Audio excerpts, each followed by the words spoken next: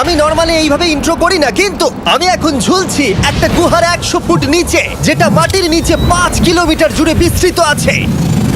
আর আমরা এটা পছন্দ করি বা না করি, যখনই আমি আর আমার বন্ধুরা মাটি টাচ করলাম, আমরা অফিসিয়ালি এখানে আগামী 7টা দিন কাটাতে চলেছি। বাবারে, এটা আমার জীবনে করা সবথেকে ভয়ঙ্কর জিনিস। প্রথমত, আমাদের এখন এখান থেকে অনেকটা দূরে যেতে হবে। কেন? যদি ঝড় বৃষ্টি হয় তাহলে এই পুরো জায়গাটা জলে ভরে যেতে পারে, আর সমুদ্রের মতো ঢেউ এসে সবাইকে ভাসিয়ে নিয়ে যেতে পারে। সেই জন্য আমাদের আরো ভিতরে যেতে হবে একটা বেস ক্যাম্প বানানোর জন্য। ভাই এটা পুরো পাগলাম। এটা একটা অন্য জগৎ মনে হচ্ছে। এই কেভ এন্ট্রান্সটা হয়তো দেখতে সুন্দর, কিন্তু দেখে যা মনে হচ্ছে আসলে তা নয়। আর আমরা হয়তো জানি না যে আগামী 7টা দিন আমাদের জীবনের সব থেকে কঠিন সময় হতে চলেছে। সব থেকে বাজে ডিসিশন।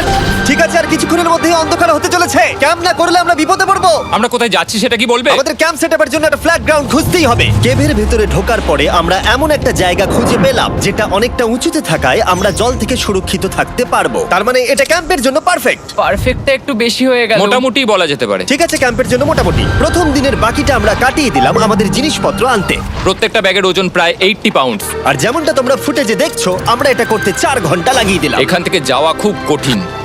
তারপরে আমরা সবাই বেস ক্যাম্পে ফিরে গেলাম। ঠিক আছে, আমরা এখানে লাইট লাগিয়ে দিলাম। আমাদের সব জিনিসপত্র হোম বেসে চলে এসেছে। একটু ক্যামেরাটা ওদিকে দেখাবে? ওদিকটা কিন্তু ভয়ানক অন্ধকার, আর সবসময় এরকমই থাকবে। তাই আমরা ক্যাম্পিং গ্রাউন্ডের জন্য খুব বেশি কিছু করতে পারলাম না। কটা ফুটো করে দড়ি টাঙিয়ে দিলাম। এটা ধরো আর ওঠো দেখি। মনে হচ্ছে আমাদের হ্যামকগুলো ভালোই সাপোর্ট পাবে। আর তারপরে আমাদের সার্ভাইভাল গাইড জোয়ের সাহায্যে আমরা হ্যামক টাঙালাম। এই সরু দড়িটা আমার হ্যামকটাকে ধরে রাখবে। হ্যাঁ, ডিনার খেয়ে আমরা প্রথম রাত্রি ঠান্ডার জন্য তৈরি হলাম। আমি মিথ্যে কথা বলবো না, আমি যতটা ভেবেছিলাম তার থেকে এই হ্যামকটা অনেক বেশি কমফোর্টেবল। এই আমি তো আমার চমকেই হাতটা তো গেছিলাম। বড় কেন ভাই? এই কেভটা 2.5 কিলোমিটার ডিপ, আর আমরা এখন এন্ট্রান্সের কাছেই ক্যাম্পিং করছি। কাল আমরা অনেক কিছু এক্সপ্লোর করব। তোমরা কেমন ঘুমালে? ভয়ঙ্কর। ঘুমই হয়নি। এটা সত্যিই একটা অস্বস্তিকর পরিবেশ। কেবের ওপর থেকে অনবরত আমাদের উপরে জল পড়েই যাচ্ছিল, তাই উপরে একটা প্লাস্টিক চাপালাম, কিন্তু তাও আমাদের হ্যামকের উপরে জল পড়েই যাচ্ছিল। একটা আইডিয়া আছে, চলো শেল্টারগুলোকে ভালোভাবে তৈরি করি। আমার মনে হয় এই প্লাস্টিকগুলোকে জুড়ে দিলে আর জল পড়বে না। বাহ, তুমি তো জিনিয়াস। আমি শুধু একজন ইউটিউবারই নয়, ঠিক আছে? আমার হ্যামকটা এটার উপরে ঝুলছিল। মানে দেখো, আমি আরেকটু হলে হ্যামক থেকে নেমে পড়ে যেতাম। আর আমরা সেই সময় এটা বুঝতেই পারিনি যে এই গর্তটা প্রায় 40 ফুট গভীর। তাই যখন আমি আর শন প্লাস্টিকগুলোকে জুড়ছিলাম, তখন ম্যাক আর কার্ল এই গর্তটা কতটা ভয়ঙ্কর সেটা দেখতে গেল। আমার হ্যামকটা দেখতে পাচ্ছো? ওখানে আমি ঘুমোচ্ছিলাম। এদিকটা দেখো। আর যেহেতু এই কেভে সব একই রকম দেখতে, তাই আমাদেরকে ফলো করা অনেকটাই কঠিন ছিল। এই ম্যাপে তোমরা আমাদের হোম বেস দেখতে পারবে, আর দেখতে পারবে ওরা ওখান থেকে কত দূর হ্যাঁ, যাচ্ছে। এটা তো খুবই ভয়ঙ্কর। ভাই এটা পাগলামো। আর যখন ছেলেরা র্যান্ডমলি এক্সপ্লোর করছিল, তখন আমি আর শন ক্যাম্পে কাজ করছিলাম। এই স্লিপিং ব্যাগটা এখানে কেন পড়ে? কারণ এটার থেকে পিয়ের গন্ধ বেরোচ্ছে। ইয়া! এটার থেকে শেখা উচিত স্লিপিং ব্যাগ ভাড়া নিতে নেই। আমরা স্লিপিং ব্যাগ কেন ভাড়া আমি- নিয়েছি? কেন আমি আমরা জানি না। স্লিপিং ব্যাগগুলো কিনে আনতে পারলাম না? আর তারপরে আমরা এই দুটো প্লাস্টিককে জিপ টাই দিয়ে জুড়ে দিলাম। কিছু মনে করো না, এই দড়িটার উপরে আমার জীবন বাজি আছে। আর তখন ওইদিকে ম্যাক আর কার্ল তখন ওই গর্তের মধ্যে। ও মাই গড, ম্যাক! আর শেষ পর্যন্ত ওরা একদম নিচে পৌঁছে গেল। এই! আমি তো ভাবলাম সবাই ক্যাম্প নিয়ে কাজ করবে। আমরা শুধু দেখাচ্ছিলাম জায়গাটা কতটা ভয়ঙ্কর। না পড়লেই হবে, তোমাদের স্কিল নেই। আচ্ছা ঠিক আছে। আর যদিও ওদের এবার ফিরে আসা উচিত ছিল, কিন্তু কাল আর ম্যাক এটা কতটা গভীর সেটা দেখানোর চেষ্টা করলো। ভাই এটা দেখতে দারুণ লাগছে। তুমি কি নদীটাকে পার করতে পারবে? কিন্তু ওরা এটা জানে না যে এই রিভারটা এই কেভের গোটাটাই জুড়ে আছে। তার মানে এর মধ্যেও আমাদের কিছুটা সময় কাটাতে হতেই পারে। ওই তো ওরা এসে গেছে। এসো। তোমরা রান্না করে রেখেছো তো? হ্যাঁ, রান্না করেছি। ঠিক বলেছ। একটা নতুন বাড়ি, ঠিক বলেছি তো? একদম। এখন আমাদের একটা ছাদ আছে। আর এটা তো দারুণ। জিমি রান্না বেশ ভালোই আর করেছে। আমরা আমাদের ফায়ার পিটটাকে এই সুন্দর জায়গাটাতে নিয়ে এসেছি। জায়গাটা কেমন? বেশ গরম। আরামদায়ক। এই পাথরগুলো গরমটাকে ধরে রাখবে এবং ওপর থেকে যে পি পড়ছে সেগুলোকে আটকে দেবে। ওটা পি নয়। তাহলে ওটাকে কি বলবো? যদি জানি না, হয়তো বৃষ্টির জল হবে বা না, এটা বৃষ্টি নয়, না, পাথর মানে ইয়ে তুমি- করছে। এই একটু উপরে দেখাও। তুমি মেঘ দেখতে পাচ্ছো? পাথর দেখা যাচ্ছে। এটা বৃষ্টি নয়, রক পি। Rock P. ঠিক আছে, রক পি। ঠিক আছে, এটা রক পি। আর একটা শুকনো রাত ঘুমিয়ে কাটাবার পরে আমরা ঠিক করলাম জো আমাদের সার্ভাইভাল এক্সপার্ট, তাকে নিয়ে আমরা কেভের শেষ প্রান্ত অব্দি যাব। Cave! Cave! Cave! Cave! Cave! Cave! Cave! দেখা যাক আমরা কেভের কতটা গভীরে যেতে পারি। তোমরা কিন্তু মনে রাখবে আমরা সবেমাত্র কেভের এন্ট্রান্সের দিকেই আছি, আর আমাদের ইচ্ছা এই কেভের শেষ প্রান্ত অব্দি যাওয়া, অবশ্যই না মরে গিয়ে। ও মাই গড, এটা তো খুবই স্টিফ। আরে এটা তো সবে শুরু। আমরা কেভের আরো গভীরে এসেছি। তোমরা সবাই সাবধানে আসবে। এটা খুবই ছোট জায়গা, আমার মনে হয় না এখান থেকে আমি যেতে পারবো। কেভ এক্সপ্লোরের ইন্টারেস্টিং জিনিসটা হলো যা হোক করে আমাদের এই ছোট্ট ফাঁকগুলোর মধ্যে দিয়ে এগিয়ে যেতে হবে। ও মাই গড, খুব ছোট জায়গা। আর তারপরেই খুব বড় একটা জায়গা আসবে, সেটা এতটাই বড় যে কিছু না দেখতে পাওয়ার জন্য এটা করতে হলো। ও মাই গড! এবার আমি সব দেখতে পাচ্ছি, এটা দুর্দান্ত। এটার তো অনেক আলো। ভাই জায়গাটা কতটা সুন্দর দেখো। বাপরে কি আলো, আমি তো তাকাতেই পারছি না। আমি তো অন্ধ হয়ে যাব মনে হচ্ছে। এ বাবা, এটা কি হলো? আমরা বোধহয় ঠিক মতো এটাকে ব্যবহার করতে জানতামই না। চলো এগিয়ে যাই। আর তাই আমরা এগোতে থাকলাম। এই যে এই জায়গাগুলো, এগুলো খুব ভালো ধরার এখানে? জায়গা। এগুলো ধরে এখান থেকে পা ঘুরিয়ে চলে আসতে পারবে। এইভাবে কি? হ্যাঁ, একদম পারফেক্ট। জো সব থেকে ভালো কেভ গাইড। এভাবে কেউ গাইড করতে পারবে না। ঠিক আছে, এইবার ব্যাপারটা ইন্টারেস্টিং হবে। কি? এটা কি? এখান থেকে আমাদের ওয়েট শুট পরে সাঁতার কেটে যেতে হবে। গতকাল ম্যাক আর কার্ল এটা নিয়ে মজা করছিল, কিন্তু এই কেভে আমাদের পরের অ্যাডভেঞ্চারটা ছিল একটা প্রায় জমে যাওয়া নদীর মধ্যে। ও মাই গড, এটা তো পাগলামি! তার মানে আমাদের ওয়েট শুট পড়তেই হবে যাতে আমাদের হাইপোথার্মিয়া না হয়। আমরা এটা কেন করছি? এই এক্সপেরিয়েন্সটা তো জীবনে একবারই হবে। এটা করলে হয়তো আর নাও বেঁচে থাকতে পারি। আমাদের এই কেভের শেষে পৌঁছতে হলে আমাদের এই নদীর মধ্য দিয়ে, এই ছোট্ট ফাঁকগুলোর মধ্য দিয়ে সাবধানে ধীরে ধীরে এগিয়ে যেতে হবে। আস্তে আস্তে নামো, স্রোতের কারণে পা পেছনে টানতে পারে। ঠিক আছে, আমি তাহলে নামছি। তুমি ওই দেয়ালগুলো ধরে ধরে এগোতে থাকো আস্তে এটা তো আস্তে। খুব ঠান্ডা। তুমি পারবে জিমি। জানি না এখানে ঢুকতে পারবো কি না। জিমি, এবার তুমি জল থেকে উঠে দাঁড়িয়ে পড়ো। এটা সত্যি একটা পাগলামি। এখানে কি ঠান্ডা! যখন তোমরা খুব ঠান্ডা জলের মধ্যে থাকবে তখন একটা পাথরকে ধরে এগিয়ে চলা খুব কঠিন হবে। ও মাই গড, এটা সত্যি পাগলামি। ম্যাক, গড, চলে আসো। আমার ভয় লাগছে। চলো চলো, পারবে। ভাই। এগোতে থাকো, পেছন দিকে তাকিও না। একবার দেখো আমরা কি করছি। কিন্তু এই বাধাগুলো এতটা কঠিন ছিল না সামনে যা আসতে চলেছিল তার তুলনায়। আমরা পেরেছি। কেভ কেভ কেভ এই, একটা কথা শোনো, আমরা 10% আসিনি। তার মানে এখনো আমরা শুধুমাত্র সার্ফেসেই রয়েছি, আর শেষ প্রান্তে পৌঁছতে হলে আমাদেরকে আরো 2 কিলোমিটার যেতে হবে। যেরকম তোমরা দেখতে পাচ্ছ এখানে 24/7 বৃষ্টি হয়, তাই আমি একটা আড্ডা মারার জায়গা তৈরি করেছি যেখানে আমরা কেউ ভিজবো না। আমি ভাবছি আমি যদি এটা না বানাতাম তাহলে কি হতো। আমি নিশ্চিত যে ওদের একটা ভেজা পাথরের উপর শুতে হতো। আমাদের ক্রমাগত এগিয়ে যেতে হবে এবং শরীরটাকে ভিজে রাখতে হবে। ঠিক আছে। নইলে আমাদের শরীরের তাপমাত্রা কমে এটা যাবে। এতটা কঠিন কেন? সব থেকে বাজে ব্যাপার হলো আমরা যতটাই দিকে এগোবো ততটাই আমাদের পিছন দিকে ক্যাম্পে ফিরতে হবে। আমাদের পরের বাধাটা হয়তো জলের মধ্যে নয়, কিন্তু তার মানে এটা নয় যে সেটা সহজ হবে। আরে এটা কি মাকড়সার জাল? কিন্তু আমি মাকড়সা দেখতে পাচ্ছি না। তার কেন? মানে ওটা আমাদের উপরে আছে। আরে তোমার গায়ে, তোমার গায়ে। আমার বন্ধুরা বলতে বাজে। এই কেভটা মিস্টার বিস্ট ভিডিওর মতো, যত এগোবে ততই কঠিন হবে। সত্যি কথা বলতে যদি আমাদের সাথে জো না থাকতো আমরা মরেই যেতাম। আর 3 ঘন্টা পরে জো আমাদের জন্য একটা বাজে খবর নিয়ে এলো। জল অনেকটা বেড়ে গেছে আর আমরা অনেকটা সময় লাগিয়ে ফেলেছি, তাই আজকে আমাদের আবার ক্যাম্পে ফিরে যেতে হবে। আমি মানবো না। তুমি সেফটি এক্সপার্টের কথা অমান্য করতে পারো না। আমি এটা মানবো না। সত্যি কথা বলতে আমাদেরকে ফিরতেই হতো, কারণ এর আগে আমরা শুট করতে অনেকটাই সময় নষ্ট করে দিয়েছি। তারপর ফ্লেয়ার নিয়ে খেলেছি, তাই আমরা ফিরে যাচ্ছি আর এই মিশনটা আমরা পরের দিন আবার শুরু করব। শন, আমরা এসে গেছি। আরে তুমি এখানে কি করছিলে? এখন তোমরা কেউ ভিজবে না। আমি তো জানতামই না এই লাইটগুলো আমরা এনেছি। এগুলো দারুণ লাগছে তাই না? দুঃখের বিষয় আজকে আমরা মাত্র 20% এগোতে পেরেছি, কিন্তু বিশ্বাস করো আমরা শেষ পর্যন্ত অবশ্যই যাব আগামী কয়েকদিনের মধ্যেই। আমার মনে হয় কোনোদিনই হবে না। আমি তো বললাম। আমরা ডে 4টা রেস্ট নেব আর ডে 5-এ চেষ্টা করব এই কেভের শেষ অবধি যাবার। দেখা যাক কি হয়। ডে 3-তে মজা হলো, কালকে আবার দেখা হচ্ছে।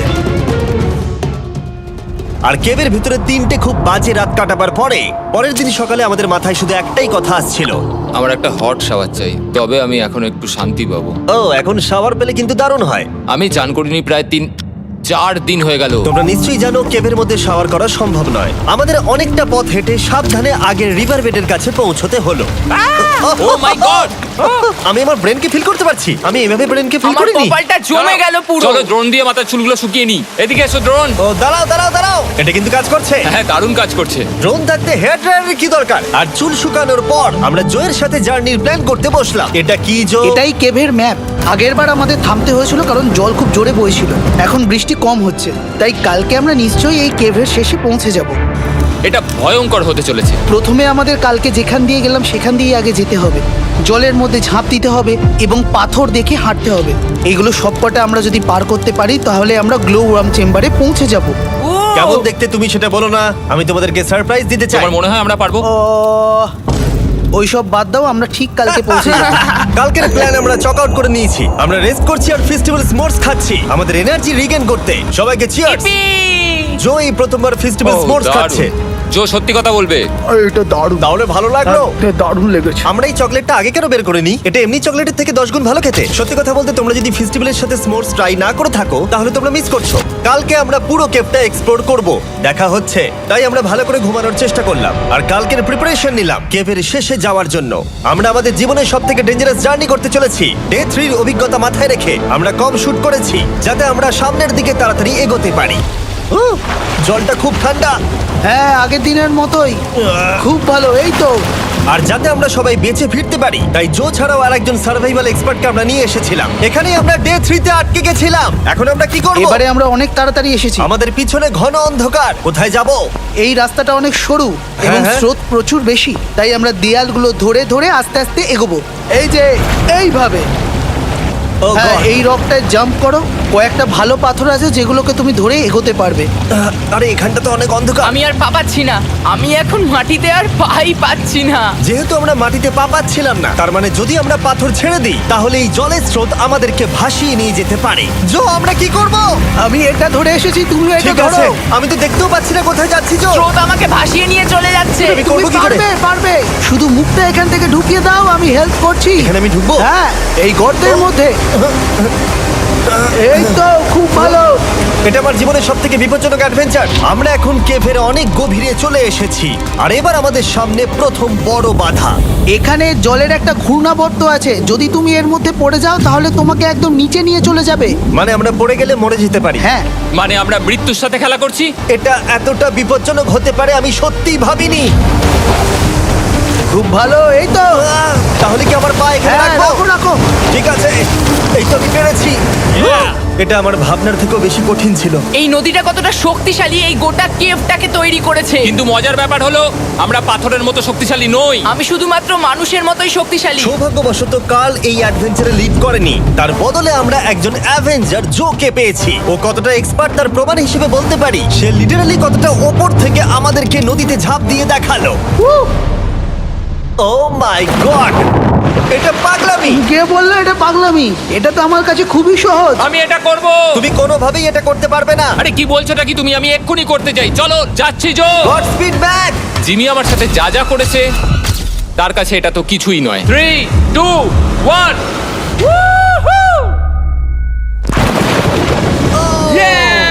তুমি করবে? না, আমরা না এগুলো শেষ পর্যন্ত যেতে পারবো না।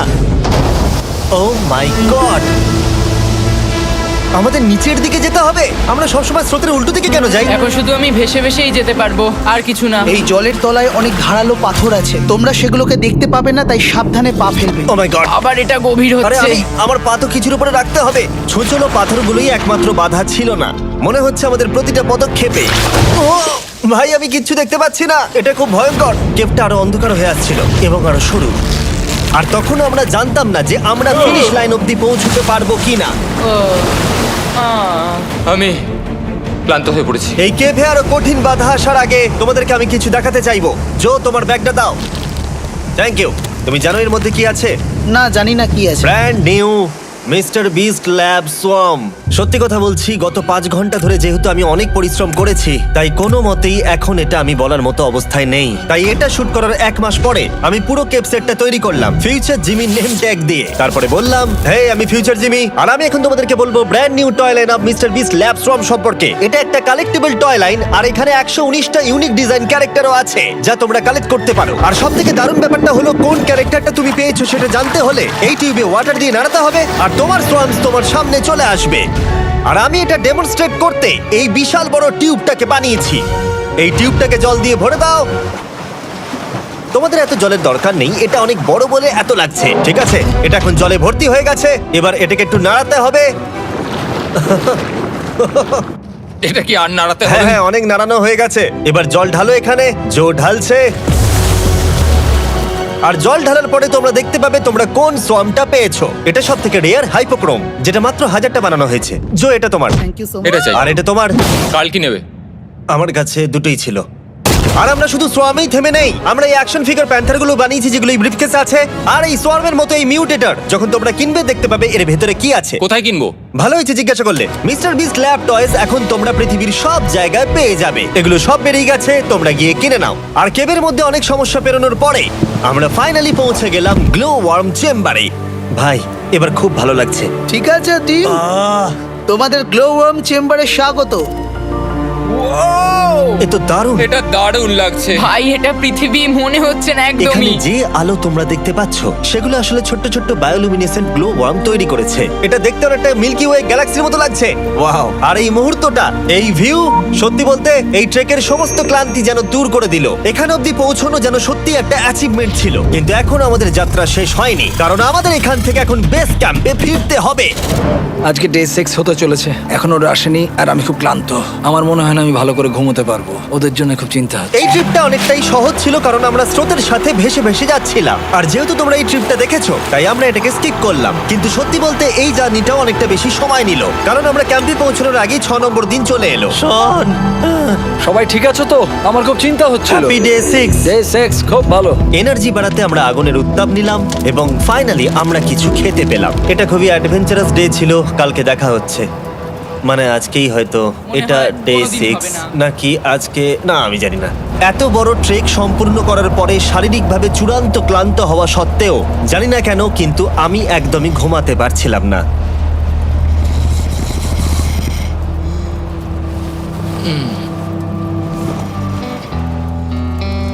আমি 7 দিন সলিটারি কনফাইনমেন্টে কাটিয়েছি, কবরে কাটিয়েছি, 7 দিন রাফটে থেকেছি। কিন্তু সত্যি কথা বলতে এটা সবার থেকে বেশি কঠিন ছিল, কারণ সব সময় ভিজে, ঠান্ডা, প্রত্যেক মুহূর্তে এই পাথরগুলো শরীরে ব্যথা দিচ্ছে।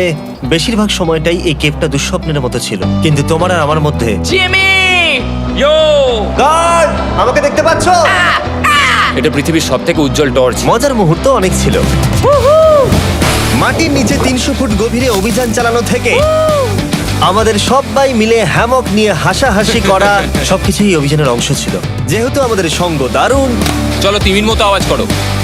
তাই এই ভিজে, ঠান্ডা, পাথুরে অদ্ভুত কেভের ট্রিপটা বদলে গেল আমাদের জীবনের সব থেকে সুন্দর মুহূর্তে।